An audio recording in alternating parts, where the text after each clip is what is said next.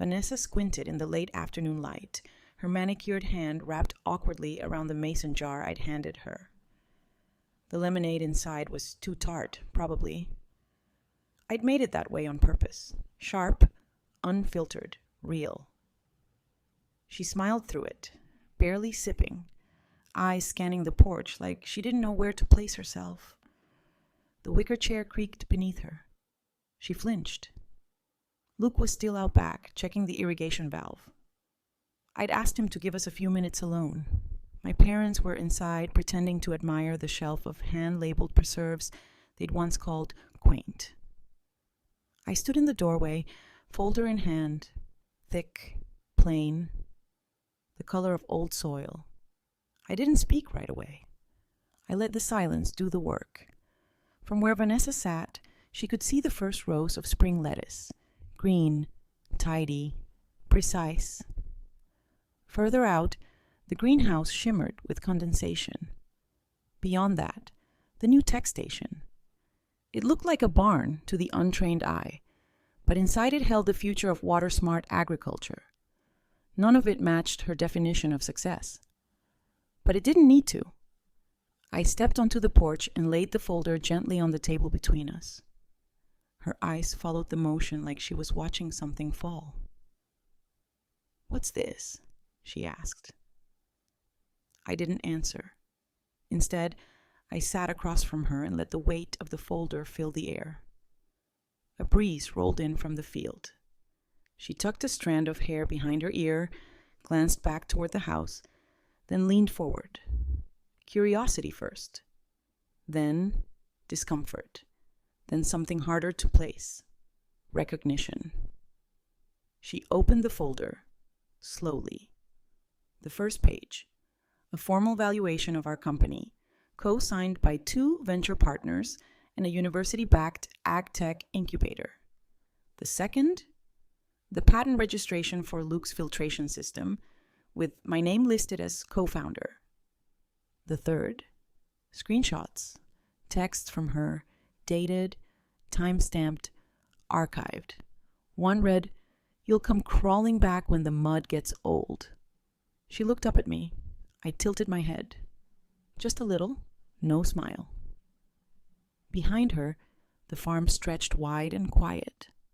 Rows we built with our hands, mornings we fought through frost and heat and doubt. She used to laugh at that. Now she was asking us for a loan, for mercy. My voice was steady. "You said we'd never make it out here." Vanessa didn't respond. I folded my hands in my lap and let the silence close the gap between us again, cool and unmovable. Let her sip the lemonade, the kind that doesn't go down easy. When I was 9, my mother hung one of my finger paintings on the fridge like it was a sympathy card. She called it abstract, then glanced toward Vanessa's spelling bee trophy on the counter like it was the real art. I learned early how to read silences louder than words. My place was never front and center. It was peripheral, a curiosity. Something to pat gently on the head and then steer away from polite company. Vanessa wore her ambition like a tailored coat. I wore mine like a second-hand scarf, warm but not worth mentioning. They called me creative. That was the word they used instead of capable. At school conferences, teachers would say I was intuitive, sensitive, a little dreamy. Vanessa's reports had bullet points. Mine had adjectives. I don't think my stepfather ever made it through a single one of them without glancing at his watch. I was the art project child. That's how my mother once described me at a dinner party. I remember because she said it while laughing, wine sloshing slightly in her glass, her other hand resting on Vanessa's shoulder. "Vanessa's our golden girl," she said. "Aubrey's our little experiment." They meant it fondly, they always said, like a compliment. I never believed them. By the time I reached college, I'd learned to keep my successes quiet. While Vanessa triple majored and sent photos from business symposiums in Switzerland, I landed a competitive marketing internship and paid my own rent. But they never asked about that. My mother would light up whenever Vanessa's name came up in conversation. "She's interning at Bain this summer," she'd say. "Her boyfriend's in private equity." When I brought home Luke for the first time, mud still on his boots, his hands calloused from work, my parents smiled like we'd brought in a lost dog. "He's kind," I said, because he was. Because kindness should have meant more than job titles. But they barely heard me. My mother poured wine. My stepfather asked if Luke ever considered going back to school. After dinner, Vanessa cornered me in the kitchen, her tone syrupy sweet. "He's cute, in a rugged way," she said, pulling a bottle of Pellegrino from the fridge. "Very Hallmark Channel. What's the plan? Move to a cabin and knit sweaters?" I didn't answer. I was tired of trying to translate my happiness into something they could understand. I knew what they thought, that it was a phase, that I'd marry the farmer, play house for a few years, and then come to my senses. They didn't know I was building something, not a phase, a life. And by the time they realized it, the scaffolding would be too high to reach. Vanessa's acceptance letter to Wharton came with a monogrammed sweatshirt and a brunch celebration. My mother ordered personalized cupcakes with ivy leaves piped in fondant. My stepfather gave a toast about legacy. Even the dog wore a school scarf. When I got into Oregon State's business program, no frills, no headlines, I told them over dinner. My mother nodded, half listening, while scrolling through her phone. "That's Northwest, right?" she asked. My stepfather cleared his throat. "Solid fallback," he said. Then he asked if I'd thought about reapplying to Columbia. I hadn't. What I had thought about was space, air, soil that didn't choke. That first semester, I met Luke at a student-run sustainability fair. He wasn't flashy. Tall, quiet, with hands that looked like they'd seen actual labor. His booth was a folding table with a laptop, a few mocked-up irrigation models, and a hand-drawn sign that read, "Practical Innovations for Real Farms." I remember standing there too long, pretending to study a schematic just so he'd keep explaining how it worked. He wasn't trying to impress anyone. And that alone was impressive. We got coffee after the fair, then we started sharing notes, then weekends, then plans. When he took me home to the farm, I expected something crumbling. What I found was a blueprint, hard land, sure, but brimming with untapped possibility, the kind that doesn't scream but whispers, "Build here." I told my family I was moving after graduation. My mother paused, fork midair. "To the country?" she asked, like it was a slur. Vanessa looked up from her phone just long enough to smirk. "You're giving up a marketing career to grow kale?" That was the moment it crystallized. They thought I was folding, but I was planting. Luke and I lived in the back house for a year, fixed fences, saved receipts, weathered debt and doubt and harsh winters. We learned by doing, failed fast, failed often. But the ground started giving back. Vanessa, meanwhile, posted from rooftops in Manhattan. Champagne flutes, rooftop yoga, conferences with catered lunch. Her LinkedIn was a highlight reel. Mine was dormant. I didn't need to update my job title to feel the shift. I could see it in our hands. His tan deeper, mine steadier. We got engaged in the greenhouse, knees dirty, breath fogging the glass, no photographer, just us. When I told my family, Vanessa responded with a text. "Muddy ring or just muddy knees?" "A joke," she said later when I confronted her. But I remembered. Because the things people say when they think you're beneath them, those are the ones they never expect you to carry. But I did. Every word, packed tight, like soil around a seed. We held the wedding under a stretched white tent in the orchard, early summer light filtering through branches like something sacred. The tables were handmade, planks sanded and stained by Luke's father, centerpieces filled with herbs from our garden. No crystal, no ballroom. Just long rows of family and friends seated between rows of pear trees, bees drifting lazily in the air. I wore lace, soft and unstructured, sleeves pushed to my elbows by the time the sun dipped. Luke looked at me like I was the only thing he'd ever need. I remember thinking how quiet the joy was. Not flashy, not loud, just real. The kind that doesn't ask for approval. My parents flew in that morning. Vanessa arrived late, her dress still creased from the dry cleaner's hanger. She wore heels meant for pavement, not dirt, and frowned at the ground like it had personally insulted her. My mother fussed over her as she picked her way down the path, arms wrapped around a monogrammed clutch like it might float her above the mess. Luke's uncle grilled salmon over cedar planks. Our friends from the co-op brought fresh bread, buckets of wildflowers, and a 3-piece folk band that played without microphones. People danced barefoot in the grass. I laughed until my face hurt. And then came the toast. Vanessa stood, tall and elegant in a dress the color of champagne. She tapped her glass delicately, her smile wide and bright. "To Aubrey," she began, voice smooth as ever, who always knew how to do things differently. "And to Luke.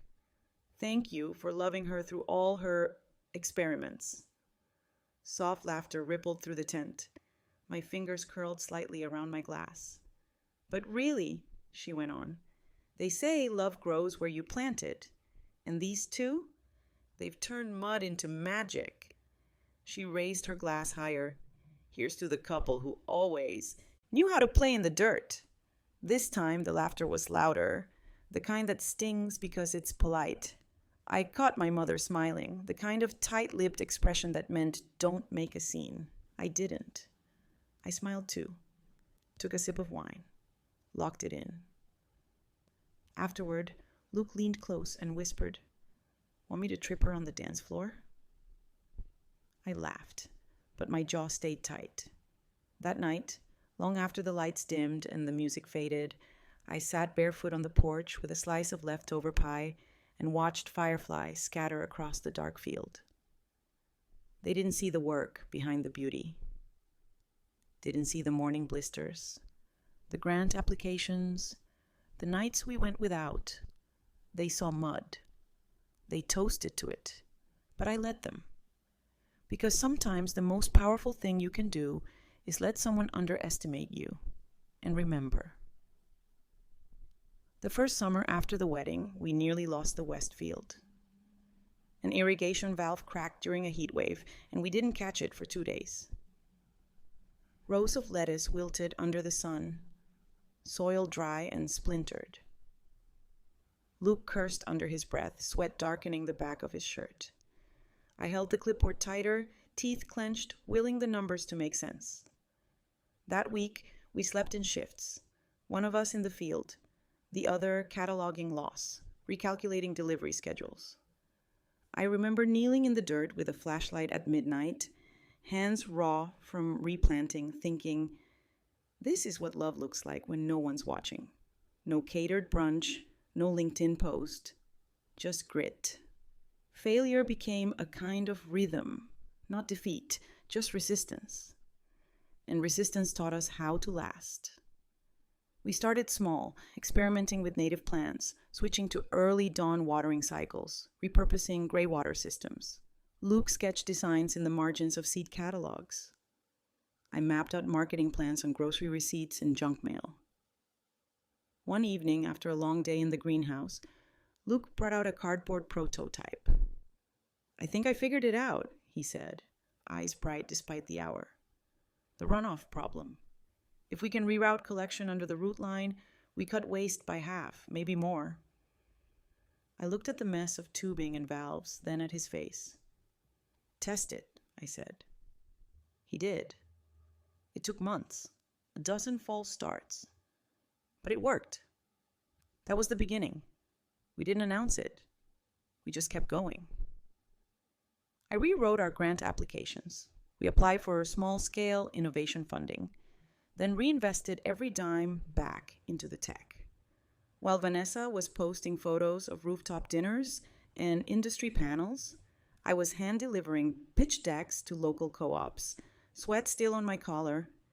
We added one greenhouse, then another, then a low-cost pilot site to test water flow in varied soil types. Local farmers came by to ask questions. A university team reached out curious about our metrics. Still, I said nothing to my family, not out of bitterness, out of choice. They weren't listening when I tried to explain before. I didn't owe them a translation now. We filed the first patent under both our names. Luke hesitated. You sure? He asked. You did most of the grant stuff. I just built what you saw. We built it, I said, together. And we kept building, quietly, steadily. I stopped checking Vanessa's social media. Stopped waiting for a message that never came. The farm was growing, and so were we. Not louder, but deeper. And that kind of growth doesn't need applause. It just needs time. The patent arrived in the mail on a Thursday, a slim white envelope with a government seal, folded with bureaucratic precision. Luke placed it on the kitchen table like it was fragile. Neither of us said anything at first. The words on the paper were simple, dry, legal. But underneath the formalities, it meant one thing. The system we built together, scraps of tubing, salvaged rain barrels, months of trial and error, was now ours. Protected, registered, recognized. Luke ran his thumb along the page's edge. Doesn't look like much, he said. It doesn't have to, I replied. We know what it is. That night, we cooked pasta and opened a bottle of wine we'd been saving. Nothing fancy, just quiet celebration, the kind that didn't need photos or posts or proof. The patent changed everything. It gave us credibility, something we hadn't realized we were missing until we had it. Suddenly, the university calls came more often. Extension programs invited us to speak. Co-ops wanted in. We licensed the tech to 3 farms that fall, modest contracts, low overhead, but consistent, reliable.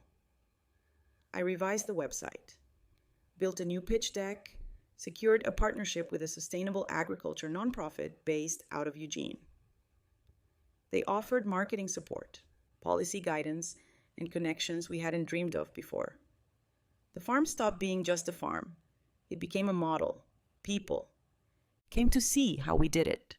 College students on field trips. Journalists from small-town papers. A film crew once, making a documentary about water access and climate resilience. They interviewed us in the orchard, standing beside a sensor box Luke had built from repurposed hardware store parts. Still, we kept the house small, the truck old, the tone humble. Not because we were hiding, because we didn't need the noise. We hired 2 part-time workers, a high school intern, added a modest office to the back of the property. At night, I watched the numbers, metrics, invoices, projection charts, and saw something I'd never known before. Stability. The kind that doesn't wobble when the weather shifts. We weren't rich, not in the way Vanessa measured it, but we were solvent, scalable, and for the first time, secure. I didn't tell my family, not yet. My mother still sent birthday cards that arrived late, usually with store-bought sentiments about following your dreams. Vanessa hadn't texted in over a year. I knew what they thought, that I was playing pioneer on a plot of dirt, that I'd come back eventually, tail tucked, ashamed. What they didn't know was that I was already somewhere they couldn't follow. Not because it was rural, but because it was real. And reality, once rooted, doesn't need permission to grow. By the third year, we stopped introducing ourselves as farmers. It wasn't arrogance, it was accuracy. The work we did was still rooted in the land, but the scope had shifted. We were consultants now, tech developers, partners in a national pilot program for drought-resilient systems. But we still spent our mornings in boots, hands in the soil, walking the rows like they were old friends. Success didn't come all at once. It crept in slowly, like light through a curtain, until one day we looked up and saw everything differently. Our quarterly revenue surpassed what we'd made the entire first year.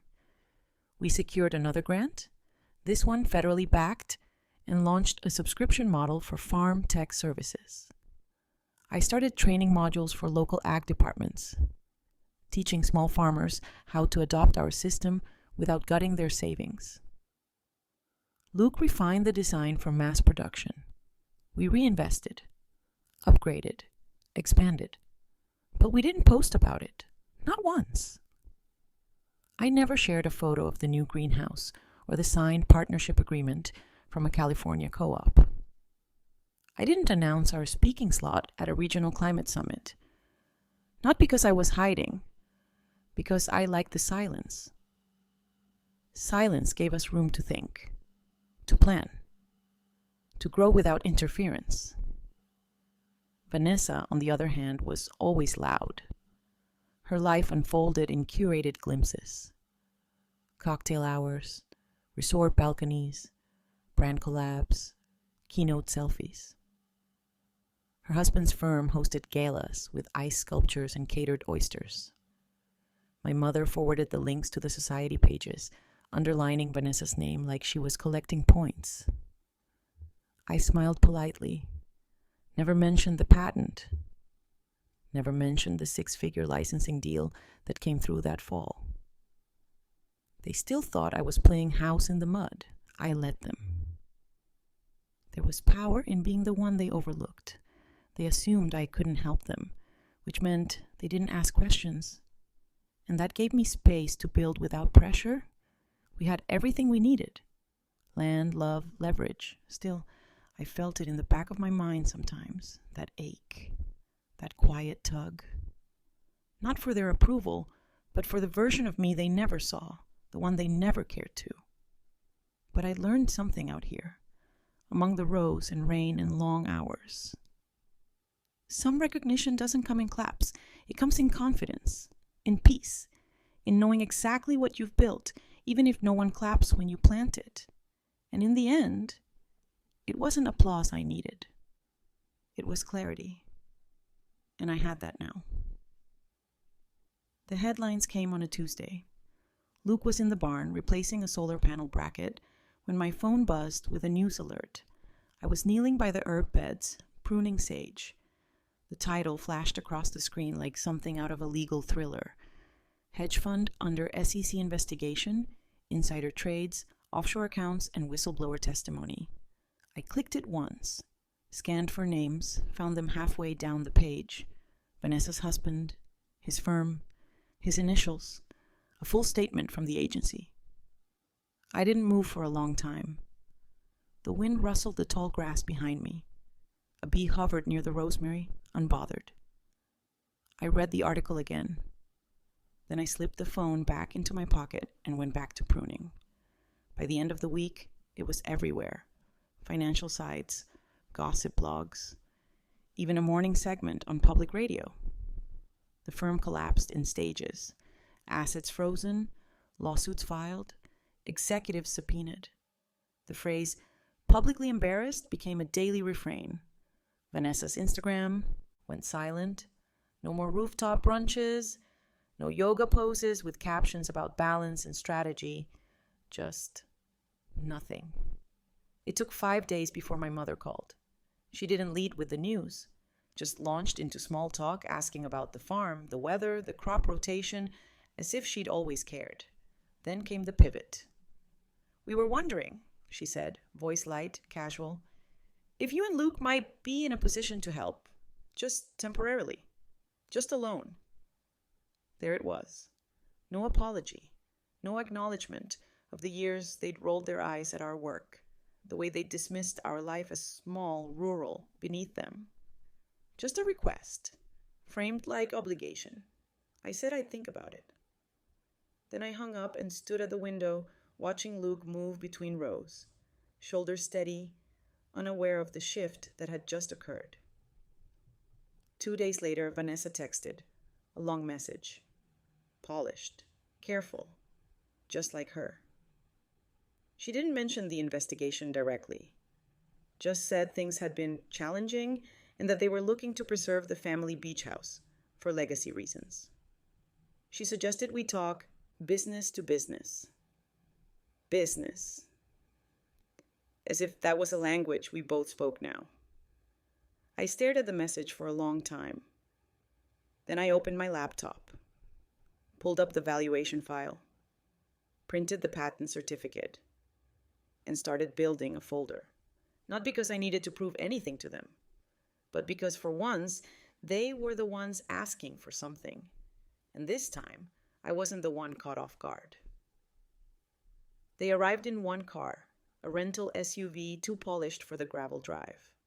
Vanessa stepped out first, sunglasses too large for the overcast sky, her coat cinched at the waist like she'd stepped off a commuter train instead of a crumbling empire.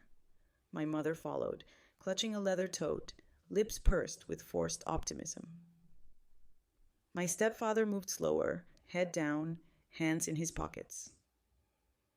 I met them on the porch, apron still tied around my waist, flour dusted on my fingers. I'd been prepping dough for tomorrow's market delivery. Vanessa glanced at my hands like they were foreign. "Busy?" she asked. "Always," I said, holding the screen door open. "Come in." They stepped over the threshold like it might bite them. I poured lemonade, same recipe, same mason jars, no ice. Vanessa sat stiffly on the couch, legs crossed, eyes darting to the walls. They were lined with photographs, fields in bloom, Luke's tech diagrams, framed news clippings about our grants. None of them said a word. After a few pleasantries, how's the weather, how's the farm, they got to it. "We're asking for a little help," my mother said, voice careful, like she was treading water. "Temporary, just enough to hold the property while things settle. The beach house, you remember? Your father built it himself." He didn't. A contractor did. But the myth was easier to sell. Vanessa jumped in, smiling as if she still owned the world. "It's not charity," she said. "Just a smart financial bridge. I know you two have done well out here." Her tone landed somewhere between condescension and disbelief. "We'd pay you back within the year," she continued. "You'd be protecting a family asset. It's what any successful entrepreneur would do." That word again. Entrepreneur. Like a costume she just realized I'd been wearing this whole time. I nodded slowly, then stood and stepped into the next room. Came back with the folder. No embellishments, no monogram, just manila and full. I placed it on the coffee table. "This is the business you're referring to," I said, calm. "Our valuation. Patent filings, active partnerships, revenue streams." Vanessa blinked. I opened the folder, flipped to the valuation summary, slid it forward. Then the screenshots, text messages from her, mocking the farm, calling me a waste of a degree. I didn't read them aloud, just turned the page and let the silence do its work. My mother stared at the numbers. My stepfather looked away. When Vanessa finally spoke, her voice had lost its edge. "Why are you showing us this?" "To answer your question," I said. "This isn't charity. This is work, legacy, and we're not a bank." My mother leaned forward, pleading now. "Aubrey, think of the family." "I am," I said. "You taught me what family loyalty looks like." I closed the folder, and I'm applying it. They didn't leave right away. For a few seconds, no one moved. The folder sat between us, closed now, but heavier somehow. Vanessa looked down at her hands like they didn't belong to her. My mother's lips parted, but nothing came out. My stepfather cleared his throat and adjusted his watch, as if time might excuse him from the moment. I stood, not abruptly, just enough to signal that the conversation was over. "Would you like some more lemonade?" I asked. Vanessa blinked. No. I walked toward the kitchen anyway, not waiting for a response. Behind me, I heard the soft creak of the couch as they stood, the shuffle of feet across old wood floors. I didn't rush. Let them move at their own pace. Let the weight of their request follow them down the porch steps. Luke came in through the back door, boots muddy, sleeves rolled. He looked at me, then past me, toward the car in the driveway. "They came?" he asked. I nodded. They left. He washed his hands at the sink while I put the pitcher back in the fridge. No questions, no commentary, just the quiet knowing that comes from loving someone long enough to see what they've carried. "They say anything useful?" he asked after a moment. "Only what I expected," I said. We didn't speak about it again that night. We ate dinner on the porch, watching the sky shift from lavender to ash. Somewhere out beyond the trees, a fox called into the dusk.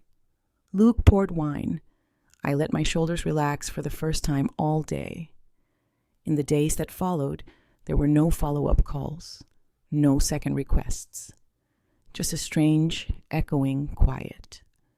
Vanessa's social media stayed dark. My parents didn't leave voicemails. The silence didn't feel like peace. It felt like retreat. Word spread, eventually. The beach house was listed online. The luxury cars were gone. The condo in the city went unmentioned at the next family update email, which arrived like clockwork from my mother, cheerful and vague.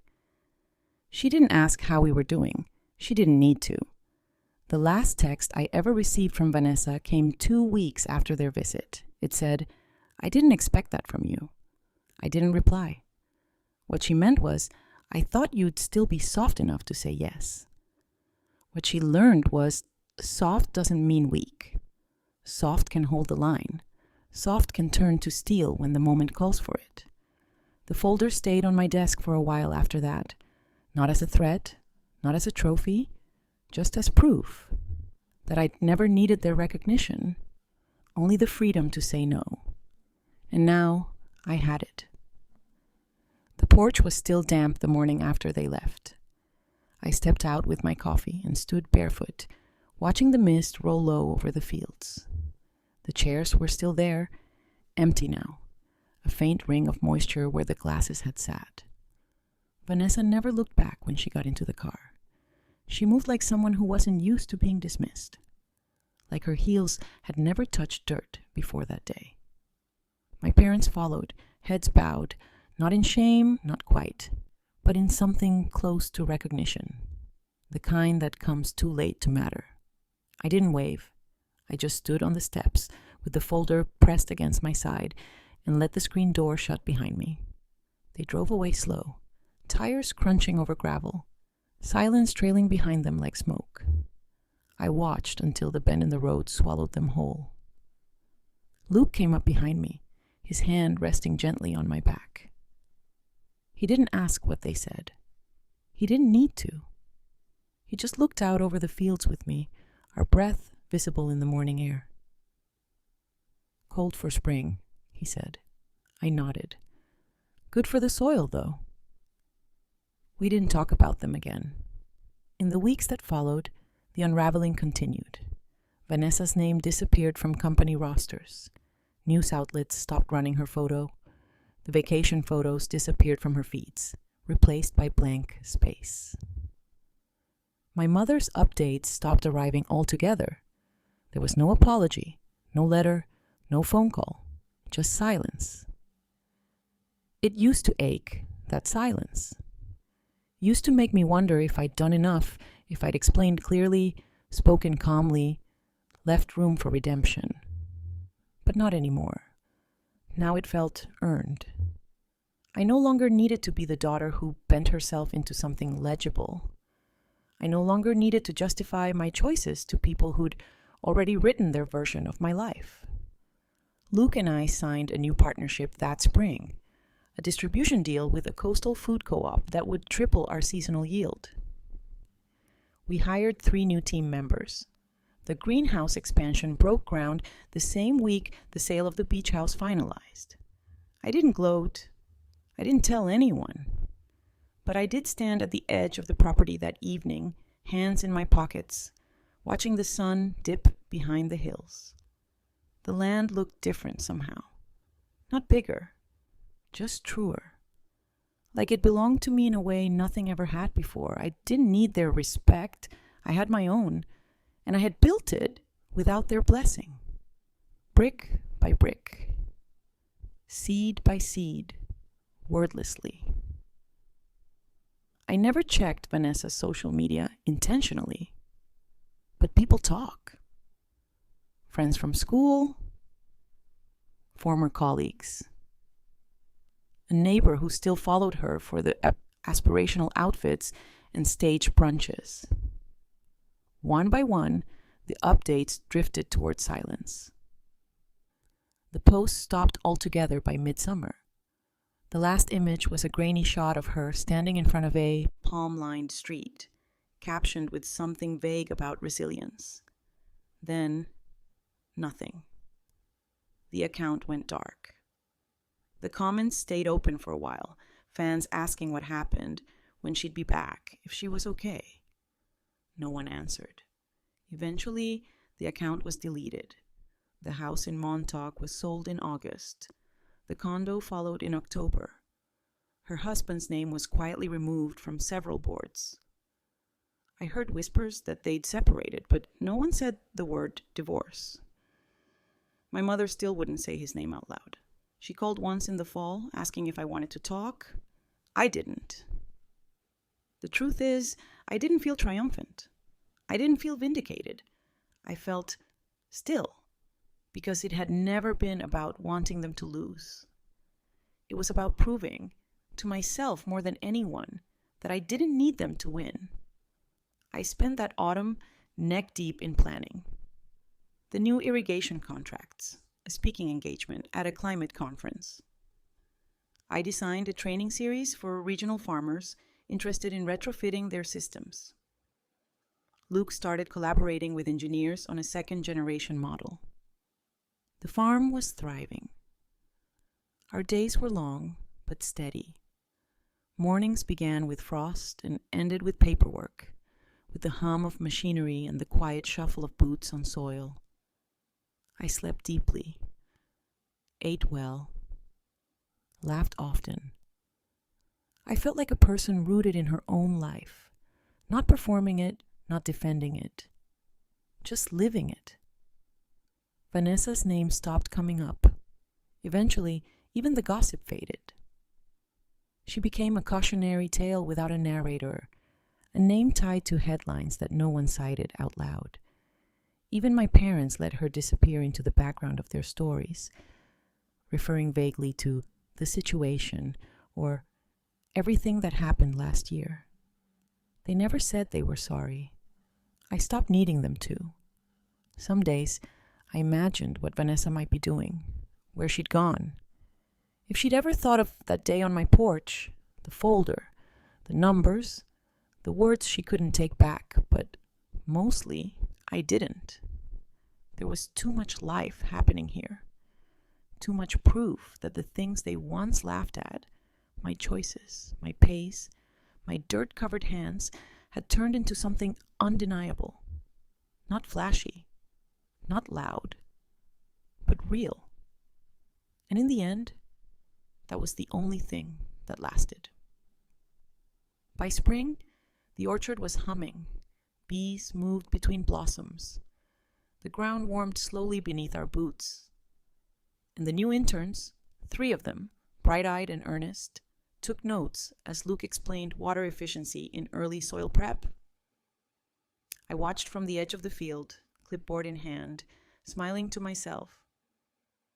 This was what growth looked like now, not just yield or profit, but presence, continuity. A system built not just to last, but to teach. We'd signed a 3-year partnership with a regional co-op, supplying both produce and consulting services. It was the first time we expanded beyond our own fields in a formal way. I led the onboarding calls, fielded strategy questions, walked partners through our tech, line by line. Luke handled the specs. I handled the vision. Our evenings were filled with paperwork and porch talks, notebooks open beside bowls of soup, our dog curled under the table. We weren't just running a business anymore. We were building something larger than ourselves. One morning, a woman from the Department of Agriculture toured the farm. She shook my hand firmly, asked questions that mattered, and at the end of the visit said, "You're ahead of the curve." I thanked her. I didn't say what I was thinking, that we weren't ahead, we were just consistent. And consistency, when no one's watching, looks a lot like being forgotten. But it's not. It's investment. That season, we planted a new grove on the western edge. 10 acres, native crops, a test site for a climate resilience study we'd been invited to join. I ordered a new set of work gloves and labeled a fresh binder. It felt like opening a new chapter. I didn't tell my family. They hadn't called in months. Even when the press release ran, our partnership named, the farm quoted in an agricultural journal, no message came. No surprise there.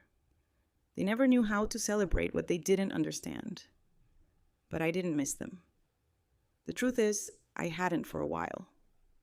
The farther we moved into this life, the one we built with tired hands and early mornings, the more I realized how little I needed the old definitions of success, of worth, of family. I had roots now, real ones, planted not in validation, but in work. And every time a seed took hold in this soil, I remembered something Vanessa once said at a family dinner. "You'll burn out trying to prove a point." She was half right. I did burn, but not out, through. And on the other side, I found something no applause could give me. A life I didn't have to defend, just one I could keep living. The voicemail came on a Tuesday morning. I was in the shed, sorting through seed inventory. The smell of burlap and pine dust thick in the air. My phone buzzed once, then went quiet. I didn't check it right away. I didn't need to. By now, I knew how to recognize the weight of something I didn't want. Later, over lunch, I played it. My father's voice, slower than I remembered, unsure. "Hi, Aubrey. I was hoping we could talk. Your mother's been thinking a lot about the past, about the way things unfolded. We miss you. Maybe we could reconnect when you have time." He paused, cleared his throat. No pressure. Just think about it. I deleted the message, not out of anger, not even out of hurt, but because the window had closed. Not slammed, not barricaded, just sealed by time and choice. I washed the dishes, went back to work. In the days that followed, I waited for more. Another call, a letter, an email with words like sorry or we were wrong. Nothing came, just that one attempt, that one nudge toward reconciliation wrapped in too few words and too many years. They weren't reaching for me. They were reaching for the version of me they used to control, the one who kept the peace, who swallowed the jabs and smoothed over the cracks. But she didn't live here anymore. The woman who lived here now didn't bend for nostalgia.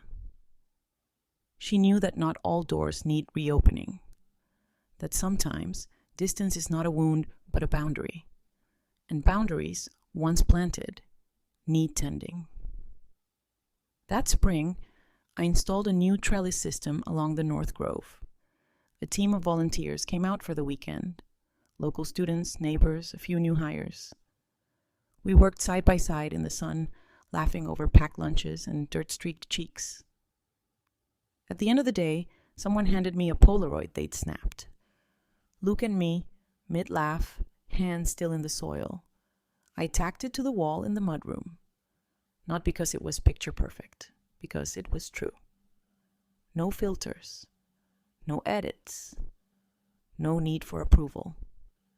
Just a moment captured on land that belonged to us, grown with sweat and silence and the decision to keep showing up when no one else believed in what we were doing. The past could call if it wanted to. But I wasn't waiting to be understood anymore. I was already known by this place, by this work, by the life I chose and the man who stood beside me. And that was enough, more than enough. There's a moment each morning before the sun fully rises when the whole farm turns silver. The light slides low across the soil, catching the edges of dew-soaked leaves. Birds haven't started yet. Machinery is still, and for a few minutes, the land holds its breath. That's when I feel it the most, this quiet, anchored life. The one I built with calloused hands and 1,000 small, unglamorous choices. Sometimes I walk the rows alone before the day begins. No clipboard, no schedule, just soft footsteps between the beds, letting the silence settle behind my ribs, letting it remind me that success doesn't always announce itself. Sometimes it just lives, sturdy, unshaken. The world I left behind was full of noise, titles, expectations, curated praise. I used to think I had to earn my worth in that language, that if I just worked harder, softened enough, smiled the right way, they'd see me. They'd get it. But they weren't built to see me. They were built to compare, to rank, to polish things that were already shiny and discard what didn't reflect well in the light. This land never asked me to be anything but real. It gave back exactly what I put in. No more, no less. And in that balance, I found something stronger than pride, dignity. Not the kind that needs recognition, the kind that grows from knowing you stood your ground, that you didn't shout to be heard, that you kept your word, even when no one else honored theirs. They called it mud. They called it small. They called me wasteful, stubborn, foolish. But none of that mattered when I stood in the greenhouse at sunset, watching Luke adjust the sensors on a system we designed together. When I signed the partnership papers that would help 10 more farms survive another dry season. When a young woman at a community forum told me she finally saw a future for herself in agriculture. This wasn't a rebellion. It was a return to something honest, something earned, something rooted deeper than any insult ever tossed my way. There's no plaque for that, no family trophy shelf where they'll hang my name, but I don't need it because the truth is in the ground beneath my feet, and the proof, it blooms every season without asking for applause. The first strawberries of the season ripened early. Small, sun-warmed, a little misshapen. The kind of fruit that never makes it to supermarket shelves, but bursts with flavor the moment it hits your tongue. I stood in the garden just after sunrise, barefoot in damp grass, a bowl tucked in the crook of my arm. I picked slowly, deliberately, one by one. The air was soft, still clinging to the cool breath of night. In the distance, the irrigation system clicked on. Luke's silhouette moved across the far field, a quiet figure against a brightening sky. This was the rhythm now. Quiet mornings, long days, evenings wrapped in the smell of earth and soap and the soft hush of shared purpose. I no longer wondered what my family thought. Their silence didn't sting anymore. It felt distant, like a story I once read but no longer carried. What remained was here, in the rows we planted, the deals we closed, the lives we touched, even if they never knew our names. We'd received another offer last week, this one from a West Coast university. They wanted to license our new tech system and include our site in a long-term study on sustainable farming. It was the kind of opportunity that would have once made me run to my parents, to Vanessa, desperate for them to see. I didn't tell them. I just signed the papers, filed the copies, sent the check to our accountant. Then I walked out to the orchard and watched the wind move through the branches. There was power in that silence. Not bitterness, not erasure. Just sovereignty. The freedom to grow something real and let it speak for itself. By mid-morning, the sun was high and the bowl was full. I brought the strawberries inside, washed them gently, and lined them on a linen towel to dry. I thought of how far we'd come, not just in distance or profit, but in clarity. I used to chase approval like it was the only currency. Now I understood. Real success lives in the things no one sees. The early mornings, the quiet no's, the dignity of not explaining yourself to people who never care to understand. It lives in the soft dirt under your fingernails, in contracts signed without applause, in harvests that arrive without permission. Vanessa once said I'd come crawling back, but I never left. I planted myself deeper. And now I walk my land every morning, head high, hands steady, and I don't need a headline to know I'm in full bloom.